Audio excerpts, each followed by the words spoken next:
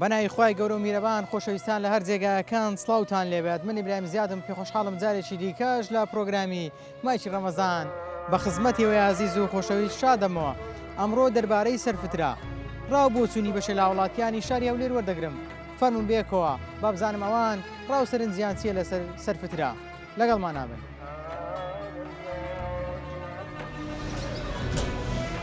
پشتی نمی جژنه قبول نابه صدقه که عادی یعنی ناکەوێ بەرفطر. ئەوە گرینگە کە مافی هەژارانە بدرێتەوە بە هەژاران. سەرفترە لە بۆ هاواسکردنی ژیان و گوزەرانی خەڵکەکانە. کابراسی هەبوایە ئەوەی دەدا، پارەی هەبوایە پارەی دەدا، پارەی نەبوایە دەغری دەدایە و ڕازی دەکردن. دەدەن سەرفترە لە بۆ ئەوەیە تاوەکو ڕۆژی زەژن ماڵەکان ئاوەدان بێ. ئەمڕۆ پارەکە باشترە و پێویسترە بۆ هەژار. سلام علیکم مام حاجی. سلام ماشی ئەحوالت؟ بەخێر بێ. لەگەڵ ڕۆژی و لەگەڵ مانج ڕەمەزانە چۆنی؟ وەڵی باشم. ئەمن بێ ئیشم لە بێ ئیشەکانم بەس ڕۆژیەکە دەگرم و ئیشم نییە کە سابەت لەبەر کە سابەت پێ منێژیری ئەرێ وەڵا. باسی سەرفترە دەکەم با بزانم سەرفترە جاران کو دەتاندا پێشترێ؟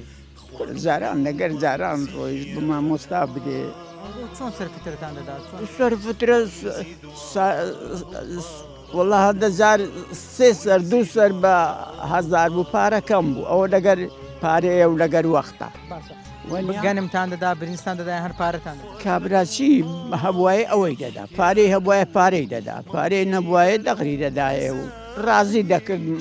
بەقەدەر پارەکە ڕازی دەکرد. سەرفترەکەی خۆت دایە وسەر؟ سەرفترە ئەمن لە مندارم شەڕمان کردێ دەری منیان دەرکردیا ئەمن سەری خۆم چا کردیتەوە بەس بەخوای سەریوانم چا نەکردەوە چونچە خۆم بە مەغدوور دەزانم ئەوانوان ناوخانی 200 مەتر دانیشتینە ئەمنیش لە ناو پارێک دەسوڕێمەوە مەعاشیشم هەیە مەعاشی ئەوەم هەیە وەختی خۆی لە ئیشغال بوویمە تورقودس و سایەق جێژنەمان لە پێشە لەگەر یان پێک وەرەوە من پێک بێمەوەیانەوە ئەوان دەبی ئەمنیان دەرکردیە ئەدێک و نایە لەم بسمەوە دەنەخ ئەتون ئەگەر ڕێهەبی ناچیەوە مارێ مەمنون نی بچیەوە مارێ. چەند دەبیەوە لەگەڵیان تووڕێ؟ لەوەتی تۆڕە بووینە ئەمنی لەو وەختی تۆڕە بووین مانگێکە هەفتەیەکە دوو ساریش زێترا ئەدی ئەمنوا لێرەمەوە ئەوڕۆ تراشم کردە خۆم جا خێر کردیتەوە. مامۆستا سلام علیکم. وعلیکم السلام ورحمة الله وبركاته. باسی سەرفترە دەکەم. سەرفترە بە چێ دەشێت دەکرێت بدێتە چێ کەسێک؟ فترة أو نوع كيش الصدقة والزكاة يعني مصادر قهنة. إنما الصدقات للفقراء والمساكين والعاملين عليها والمؤلفة قلوبهم وفي الرقاب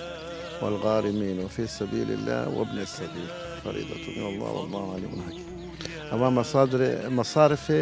فترة وزكاة إجمالا مصارفي وانا بالترتيب. وەختەکەی هەتا کەنجینە یان چ کاتێک دەتوانێت ما هي الروجيدا وقت ما هي فترة شو وقت بدي مشكلتنا بس علامات بيجم بشتي بازي روجيبه وحتى نيكو ايواري ججنه بري بروجك بدروجا باشترى لانه او فقيره اگر برا ورد قريد تشتكي من دالي خارج كره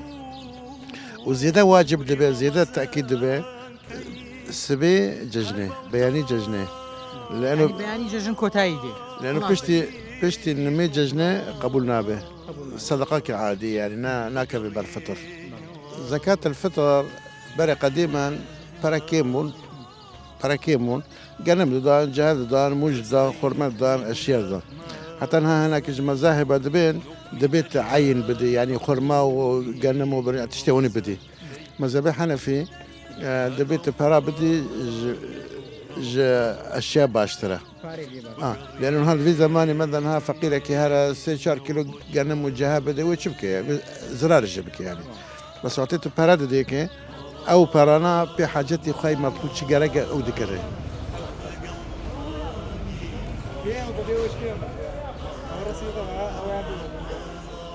السلام عليكم. وعليكم السلام ورحمة الله وبركاته. لەگەڵ مانجی ڕەمەزانە چۆنی؟ سپاس بۆخوا ڕەمەزان دەواازەی ڕەحمەت و میهرەبانی خۆی پەروەردگارە تایبەتتر ئەو مانگە زۆر جیاواز بوو لە ساڵەکانی پێش و سپاس بۆخوا ینی هەز بە برسێتی و تێنیبوون ناکەی چامان لە ئەجر و پاداشتی خی گەورەیە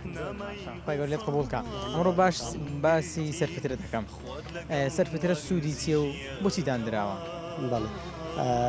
یاسایەکانی ئیسلام زۆر گشتگیرن هەمەڕەنگن پڕەتی لە بەرهەم و ئامانجی زۆر کاریگەر ئەو یاسایە جوانە ئیسلام کە هەمیشە لە ڕێزی ڕاستکردنەوەی بەرزی و نزمیەکانی ناو کۆمەلگایە چینێک لە ژیانێکی زۆر خۆشگوزەران کاتەکانیان بەسەر دەبن چینێک هەیە هەژار و فەقیرن چینێک هەیە لە ژیانێکی مامناوەندان ئیسلام دائیمەن لە خەمی ئەوەیە کە باڵانسەکانی ژیان ڕاست کاتەوە بۆ مرۆڤایەتی بە تاکید سەرفترش کۆمەڵێک ڕێسا و تێبینی و سەرنجی خۆی هەیە لە ڕوانگەی فقه و زانستی ئیسلامی کۆمەڵێک حەق و یاسای بۆ دیاری کرایە ئەوەی لە هەمووی گرنگتر هەموو سینفەکانی زەکات ناگرێتەوە کە خەڵک وابزانی هەموو جۆرە کەسێک پێی دەشێت یا چەند جۆر تایبەتە بە هەژاران بە فەقیران ئەمانەتێکی خوای پەروەردگارە لای خوا پێداوەکانە بۆ کەسە هەژار و فەقیرەکان ئەوەندەی کە دیاری کرای بۆ نمونە ساڵ 2500 دیاری کرایە ئەگەر خەڵکێک ئەو سەرفترەیەدا دەتوانێت دا و زیاتریش بدا پێت باش نییە بیداتە خەڵکێکی هەژار بۆ ئەوەی جلبەرێکی جەژن بێ خواردنێک بێ بۆ خۆی بۆ ماڵ منداڵی دابینی بکە بەڵێ فەلسفەی ئیسلام لێرە تەحاکوم دەکا قسەی ئێمە و یابیرکردنەوەی زانایەکی دیکە لەوانەیە هەیە زیادەڕۆیی تێدا بکاو هەیە کورت هەڵبێنی نەگەینتە شوێنی خۆی ئەوە گرینگە کە مافی هەژارانە بدرێتەوە بە هەژاران و بۆ جۆرە کەسێک کە دیاری دەکرێت لەگەڵ چینی وەسەد ئەو ڕێژەیە دیاری دەکرێت بەڵام کەسێکی خوا پێدا و ئەگەر زیاتری کا لەو بڕە ئەمانەتێکە خوا پەروەردگار پێی بەخشیوە بیدات زیاتر دەبێتە مای بەرەکەت بۆی ئەوە تەفەرمایشتی پێغەمبەری خوا سەڵاو سەلام خوای لەسەر بێ ما نەقەسەت ماڵ من سەدەقەت قەت پێغەمبەری خوا لە شێوەی سوندێک سوێن دەخوا و دڵخۆشی ئەوانە دەکات کە لە پێناو خوای پەروەردگار ببەخشن ئەکید ماڵ ببەخشین بەرەکەتی تێدەکەوی حتا لە ڕووی کۆمەڵێک سەرنج بڕواتان هەبی چەند کەسی خوا پێدا گوتێتی واللهی ئەو کاتێک کە دەستم بڵاوتر بووە لە خێر و سەدەقە و بەدەمەوچوونی خەڵک هەستم بە ئاسوودەیی دەرونیش کردیە و کێشە و نەخۆشیەک لە ڕووی دەرونیەوە یا لە ڕووی جەستەییەوە کە ڕووی تێکرد بووین تا ئەو کاتەی بەخشیمەوە لە پێناو خوای پەروەردگار هەستم بە زیاتر دووربوونەوەی دەرد و بەڵایەکان کردی هەستم بە ڕووخۆشی کردیە هەر حقیقەتیش ئەوانەی دەبەخشن دەستی میهرەبانن لە ناو خەڵک خۆشەویستن و خەڵک بە شێوازێکی دیکە لە دوعای خێرەکانیان لە بەدەمەوچوونیان دووربوونەوەی دەرد و بەڵا لێیان تەنانەت بەسێکی زانان دەفەرمون فەلسفەی بەخشین لە ئیسلامدا هۆکارێکە بۆ ساڵحبوونی منداڵەکانیش بۆ مطیعبوون و پابندبوونی ماڵ و خانەوەدە و خێزانیش بۆ دووربوونەوەی کێشە و ناخۆشیە خێزانی و کۆمەلگەش بە شێوازێکی گشتی سلام علیکم وعلیکم السلام ورحمة الله وبركاته رحمة خواد لبي سلامت من ياخوا ڕەمەزان ئەم ساڵ جیاوازە ینی فێنکە و لە ساڵێکی خۆشدا ینی هەز ناکەم کە خەڵک بێزاری پێوە دیار بیان ناڕحەت بی لە بۆی لە چاو ساڵانی ڕابردوو مەڵێ والله ڕەمەزانی ئەو ساڵ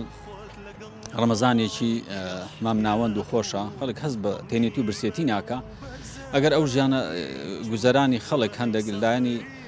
مادی خەڵک محتاج و پێویستە ئەوە قسێک دڵی مسلمانان تەنگ دەکا و ناخۆشە ئەگەر ناڕەمەزانەکە ڕەمەزانێکی خۆشە و هەست بە تام و چێژە عیبادەت دەکەی لەو ڕەمەزانە ینی زۆر تێنێتی و برسێتی کارت تێناکە بەڕاستی مامۆستاجیان لە ئیسلامدا سەرفترە دیاری کراوە سەرفترە بۆچێ و بەچێ دەشێ لە مجتەمەعیمە سەرفترە طبعا لە ئەساسدا لە بنەڕەتدا سەرفترە لە بۆ هاواسکردنی ژیان و گوزەرانی خەڵکەکانە لە ڕووی مادیەوە وەروها لە ڕووی کۆمەڵایەتیەوە لە ڕووی ئەخلاقیەوە لە ڕووی دینیەوە لە هەموو بوارەکانی ژیان بۆ ئەوەی خەڵک محتاج نەبێ بۆ ئەوەی هەموو خەڵکێک بتوانی یارمەتی هەژارەکان بدا مەسەلەن ئەگەر کەسێک هەیە لە گەڕێکێ لە جیرانی لە خزم و کەسی خۆت لە نزیکانەوە ڕادەست پێ دەکەی ئەگەر محتاج بوو یارمەتیان دەدەی بە شێوازی زەکاتی فیتر ئەو زەکاتەی کە کەم و کوڕی ڕۆژوەکان پڕ دەکاتەوە ئەو زەکاتەی کەوا ئینسانەکان هەز دەکەن کە تو دەبەخشی بەو بەخشینە دڵت خۆشە چونکو دڵی کەسێک خۆش دەکەی دڵخۆشکردنی کەسەکان یەکێکە لە بنەمایەکانی ئیسلام لە دوای واجباتەکان کە بە ئەفضل الأعمال حیساب دەکرێت مامۆستاجان ببوورە جاری وایە بەشێک لە مامۆستایان دەڵێن دەبێ بۆ نمونە بە برنج بێ بە قورما بێ بە گەنم بێ بە جۆ بێ بەشێکی دیکەیان دەڵێن بە پارش بێ ئاساییە کامیان لەم قۆناغا بۆ مسلمانان باشتر و چاکترە بەڵێ وڵا شتەکان تەمەشا دەکەین طبعا هەرچی لە بەرژەوەندی فەقیر و هەژار دابێ ئەوە دروسترە لە سەردەم و زەمانەکان دەگۆڕێ ینی سەردەمی ئێستا خەڵک زیاتر پێویستی بەچیە خەڵکێکە ئێستا فەردەک برنجی لە ماڵێ هەیە ینی خواردنی هەیە بەڵام پێویستی بە پارەیە ئێستا لە خۆی پێداویستەکانی ژیانی خۆی ئەوەی کە دەیەوێ محتاجە و پێویستە و زەرورە چونکو زەروریاتەکان زۆر گرنگن دەبی جێبەجێ بکرێ لۆیە پارەکە ئەولاترە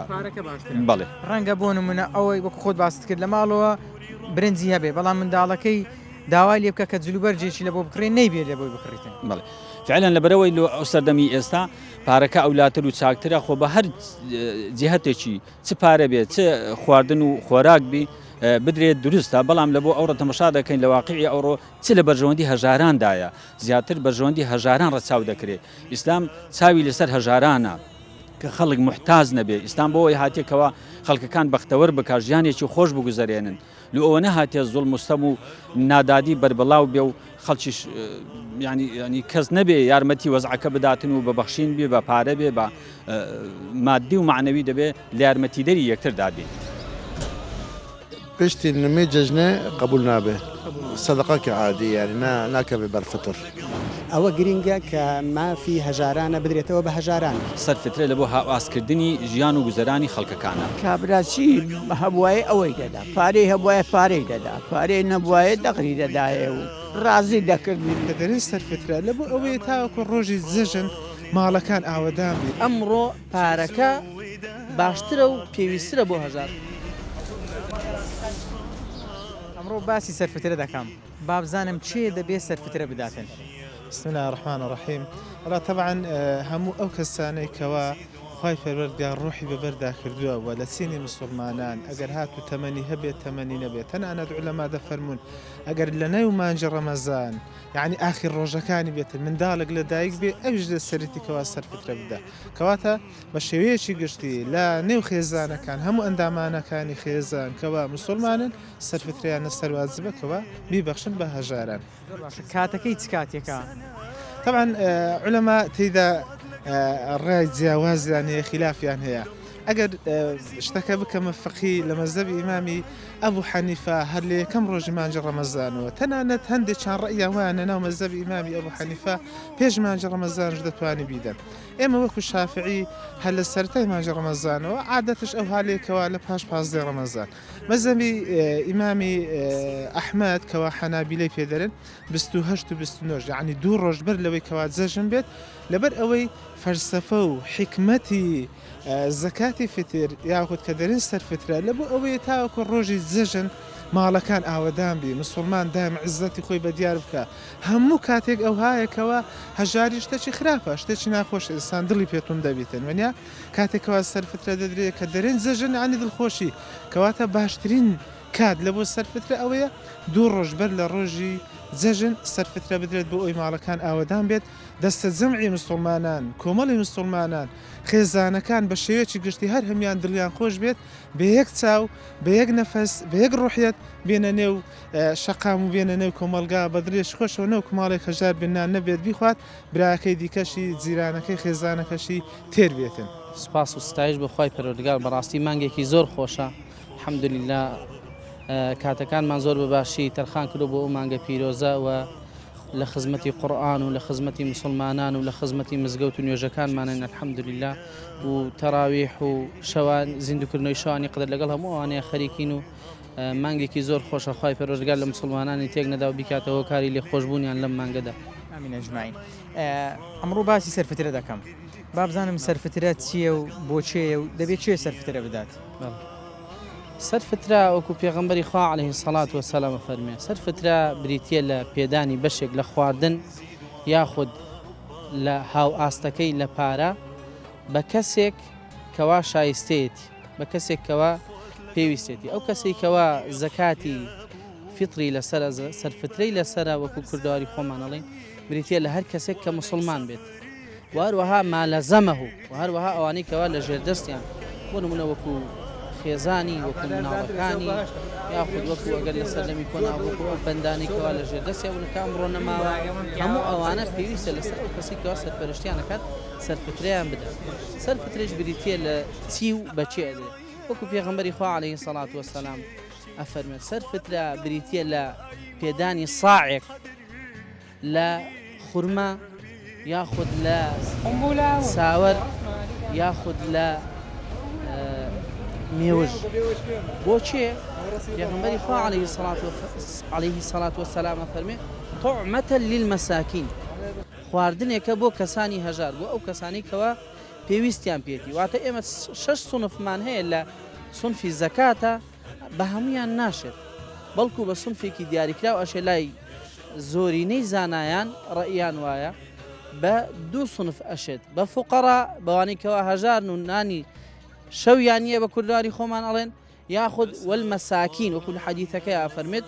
کەوا بریتین لەو کەسانەی کەوا هەیەە بەڵام پێوەی بەڕێوە ناچن و ئەو شتێکەوە ئەدرێت چیە پێغەمبەری خوا عليه الصلاة والسلام وەکو ئاماژەم پێکرد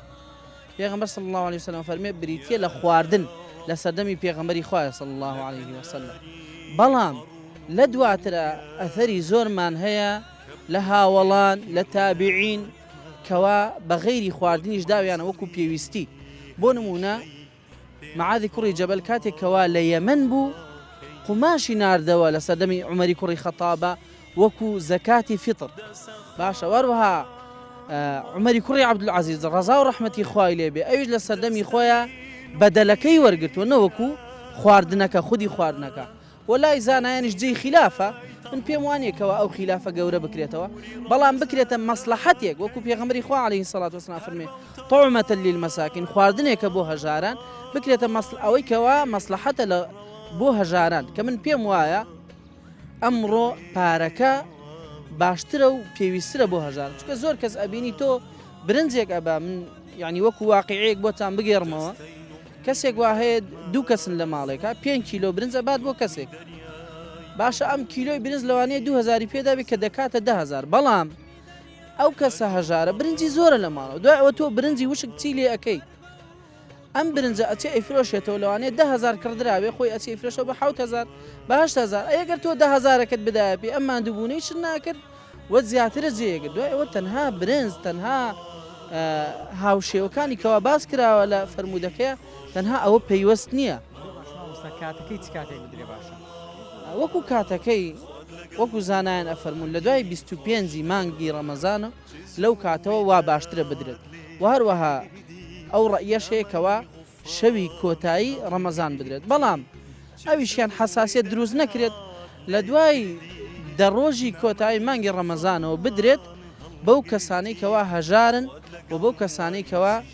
توانای تەواوەتیان نییە بۆ بەڕێوەبردننی خۆیان بەڵای زان و خۆشەویستان ئەوەی بینیتان و بیستان سەرنج و تێڕوانی بەشی لە وڵاتیانی شاری هەولێر بوو بێگومان سەرفترە زۆرێکە لە هاوکاریکردنی خەڵکی هەژار و نەدار تاوەکۆیش بتوانێت بۆ جەژن پێداویستەکانی خۆی دابین بکاتن سەرفترا تاوەکو پێش نێژی جەژن دەدرێت بەڵام کە بووە